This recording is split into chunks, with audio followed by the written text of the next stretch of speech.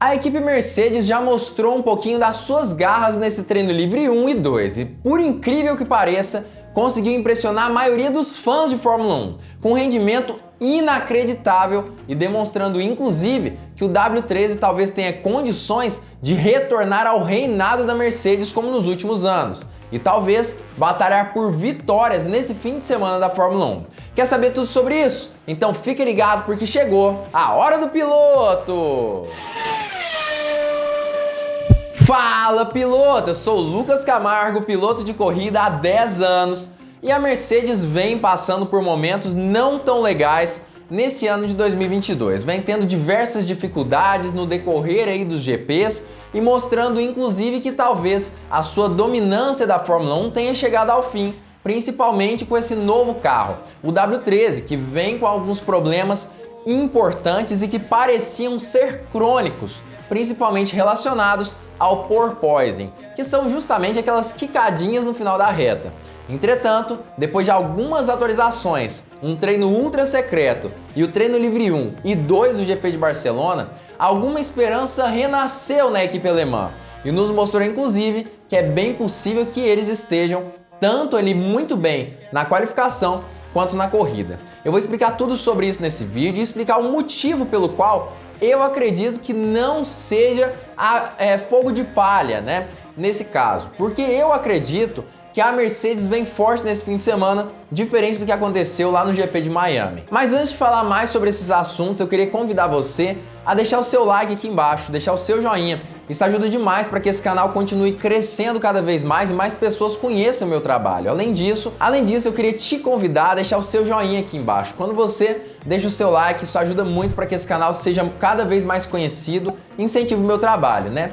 E além disso, se você é novato aqui no Hora do Piloto, já deixa a sua inscrição aqui embaixo no botão vermelho e ativa o sininho para todas as notificações para não perder vídeo novo. Mas vamos parar de enrolação e falar um pouco mais sobre a Mercedes, a equipe alemã, que talvez venha para mudar o jogo no GP de Barcelona. É claro que o treino livre 1 em si não foi tão animador para quem é fã da Mercedes. Na verdade, ela ficou lá atrás do grid, mostrando ser, na verdade, a terceira força do grid da Fórmula 1. Mas o treino livre 2 foi revelador. O que me pareceu foi justamente que nessa primeira parte dos treinos livres, a Mercedes não quis arriscar tanto com a altura do seu carro, que é o principal diferencial da equipe com relação ao seu desempenho. Todo mundo sabe, e Toto Wolff vive falando em entrevistas, que quanto mais baixo o W13 consegue trabalhar, melhor ele também consegue desempenhar em curvas. Aparentemente eles não utilizaram um W13 tão baixo no treino livre 1, mas no treino livre 2 eles vieram com um acerto extremamente agressivo, tanto com George Russell quanto com Lewis Hamilton, o que garantiu aos dois pilotos umas vagas ali importantes na segunda posição e na terceira colocação também, e que na verdade são bem animadoras para quem torce para a Mercedes. É bem óbvio que na verdade a Mercedes também tem certa vantagem nesse GP da Espanha especificamente. O porquê disso?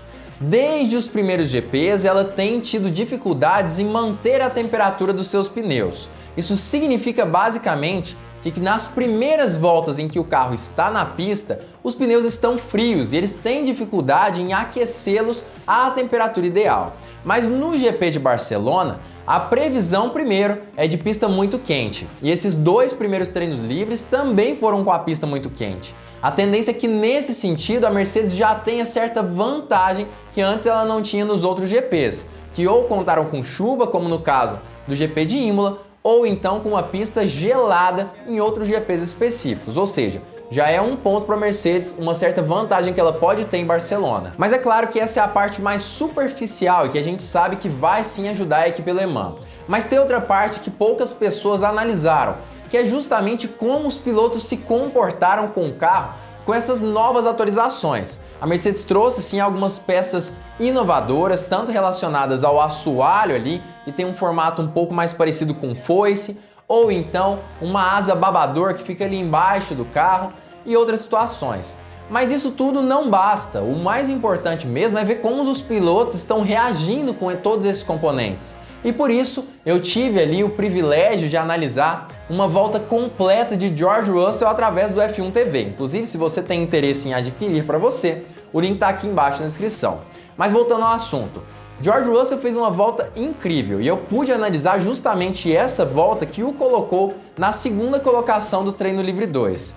E foi uma volta reveladora, que me mostrou e na verdade me fez acreditar que talvez a Mercedes esteja sabendo o que ela está fazendo e além disso tem a capacidade de ir bem na qualificação e também na corrida. Em primeiro lugar, o primeiro aspecto que eu percebi logo no início da volta é que George Russell não sofre praticamente nada com as quicadas.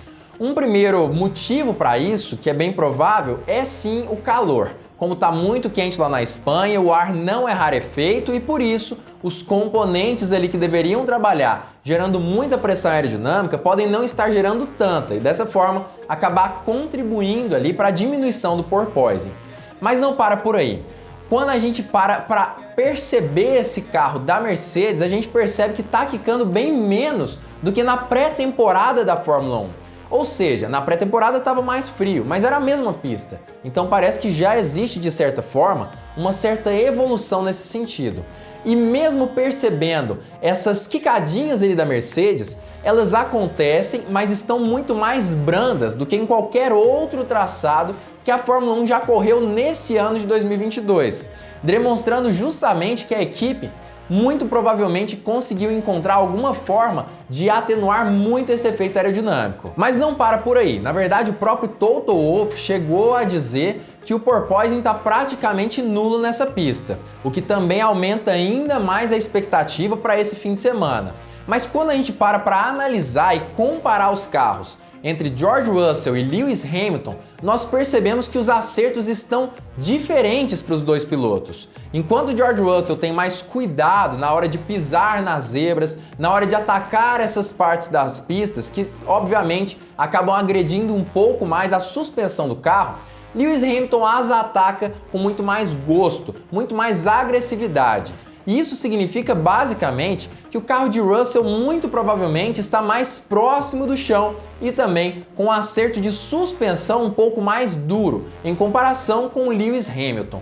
Ou seja, se George Russell está com um carro tão baixo, ali, tão próximo do chão, ao ponto que ele precisa fugir das zebras com tanta consistência, é bem provável que ele já esteja em um modo um pouco mais agressivo do W13 e não tenha tantos acertos a fazer para o treino livre 3, o que significa basicamente que o porpoising realmente não tem incomodado tanto a equipe alemã, senão ela teria sim que subir um pouco mais o carro. Se ele precisa fugir de zebras para que o assoalho não seja danificado, é bem provável que a altura do W13 já esteja bem pequena e, consequentemente, eles tenham sim contornado esse problema do porpoising. Outra questão que acaba reforçando isso tudo é justamente o resultado. Nós percebemos George Russell na segunda colocação a 0,1 segundos de Charles Leclerc, apenas 1 décimo, enquanto Lewis Hamilton ficou a 2 décimos de Charles Leclerc.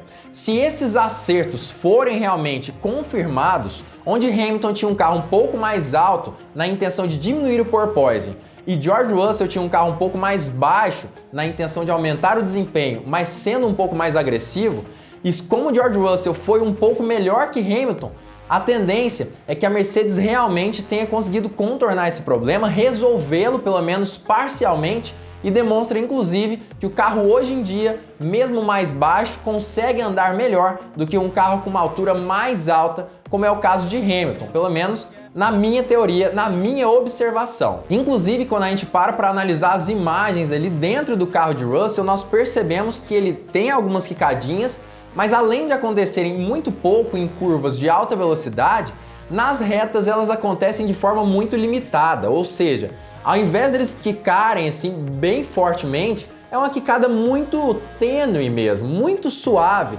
e que aparentemente não tem atrapalhado nem Hamilton e nem Russell. Óbvio que Hamilton sofre menos com isso, porque aparentemente, como eu já disse, está utilizando um carro mais alto.